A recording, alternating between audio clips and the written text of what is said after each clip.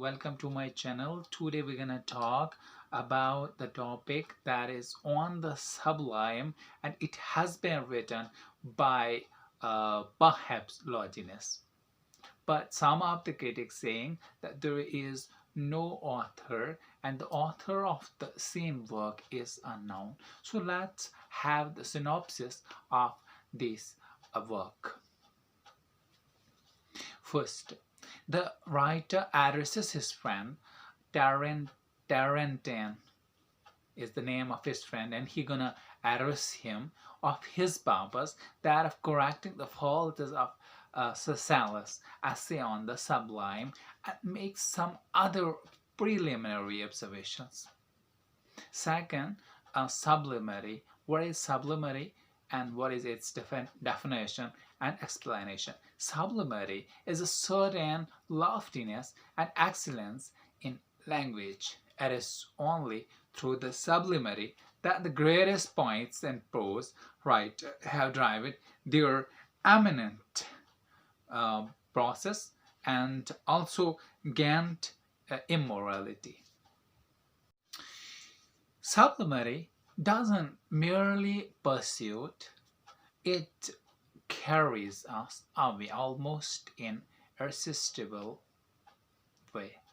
It expresses itself in the general structure of a work. Sometimes it might express itself even in a single phrase, like a flashing of lightning. The third part here, the question is, can art teach sublimity or loftiness and writing? According to the author, some people think that sublimity is a gift of nature and it has nothing to do with art. They say a lofty tone is inborn and it doesn't come, but teaching nature is the only master that can teach it. However, it must be remembered that nature needs the help of art to control its wild impulses. Nature are natural impulses without artistic control, unlike a ship let loose on the oceans with a helmsman. Secondly, it is only by art that the writer can learn when to abandon himself to the direction of the genius. Art is to nature what good counsel is to good future. The expression of the sublime often needs the spur, but it also needs the curb which is put by an art alone. Gpart, we're going to discuss here some faults of style. There are some defects of style which tends to spoil the loftiness of language. These faults are bombast. All these faults arise from the grace for novelty of thought. The two and the pole sublime. The writer then distinguishes between the two sublimes and the pole sublime. The two sublime uplifts our soul. It arises from lofty ideas, clout in a lofty language. It gives us joy and exalts our spirit. The more we read it, the more we enjoy it. Every time it suggests new ideas and feelings. It never grows stale. In short, the true sublime pleases all and pleases always. The pole sublime, on the other hand, consists merely of bad exterior, which conceal nothing but emptiness. There is bombast of language. Affected, pompous language is used to cloud the thoughts which are essentially trivial and unpure. There is also cheap display of passion which are not good and which are unwarranted by the subject. Next part we're gonna discuss is the source of the sublime. There are 5 principal sources of the sublime. First is grandeur of thought, that is, the power of conceiving great thoughts. Second, strong and inspired passion, vigorous statement of it. The third one, the use of figure. Figures means here the figure of speech, figure of language or expression. And the fourth one is noble diction, including a proper choice and arrangement of words and handling of metaphor and ornaments of diction. Fifth is dignified, elevated, elaborate composition. Means by the Longiness means the rhythm. The first of these sources are in-box gifts of a genius and other can be acquired by art. Let's discuss Gpart, that is grandeur of thought. Great thought springs from great soul. The truly elegant must be free from the love and ignoble thought.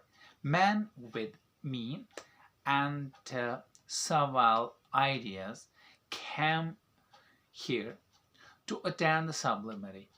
It is only great mind that produces great literature, and their words are full of sublimity, whose thoughts are full of majesty. Gpart here is skillful selection and organization of material and other things that contribute to the sublimity of style is the wise and systematic selection of the most important element, that is event, emotion or passion, and their combination into a single whole. The next one we're gonna discuss is here, that is amplification. Amplification, that is the accumulation of relevant and telling a detail of subject, is closely associated with the sublimity.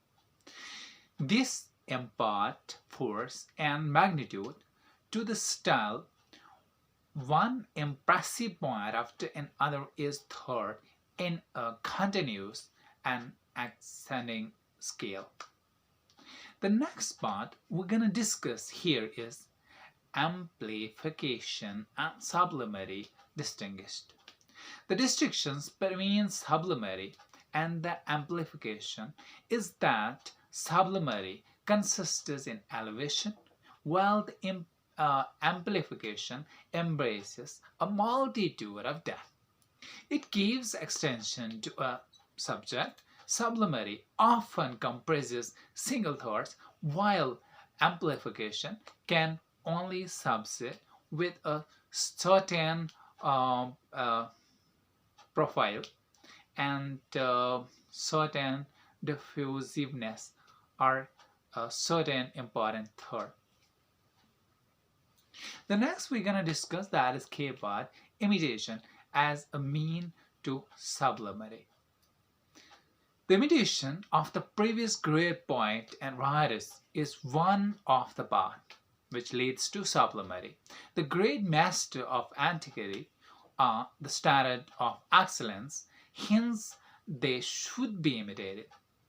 The writer may conceive a divine impulse from them. As you can remember here, Plato has also told us about the divine power of the body.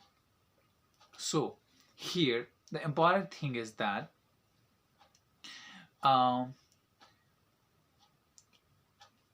the writer may conceive a divine impulse from them. He should ask the 3 questions. How would Homer or Plato have expressed a particular idea? Second, Homer or Plato uh, were to listen to what he had composed or he composed, what would be their reactions, how would uh, future ages judges his composition. Such questions will stimulate the writer to the sublime. The next we're going to discuss is here the use of figure. The use of vivid figure means the use of language or the images also help in the creation of sublime. The writer should first see the imaginatively what he described and then try to produce a similar illusion in his readers. The aim of the poetical images as to astort and satirize the reader. The aim of the rhetorical images to impart vividness and cleanness. Both, however, seeks to stir the passions and emotions. Both kind of images may be used. The next we're going to discuss in the same discussion here we have important of figures. Important means important of languages. What kind of languages are used here? Figure of speech, if properly handled, contribute to the sublimity, but the figure should be employed in the right place, on the right occasion, in the right manner, and with the right motive. Figure should be used in a natural manner. The artificiality of figures arouses suspicions and anger. Art lies in concealing art, where for a figure is at its best when the very fact that is a figure escapes attentions. The next we're gonna discuss in the next lecture, and I'm gonna say you goodbye. And if you have not yet subscribed the channel, please subscribe the channel, and please press the bell icon to get the instant notification of all my videos. And in the next video we will continue the same topic, and thank you very much.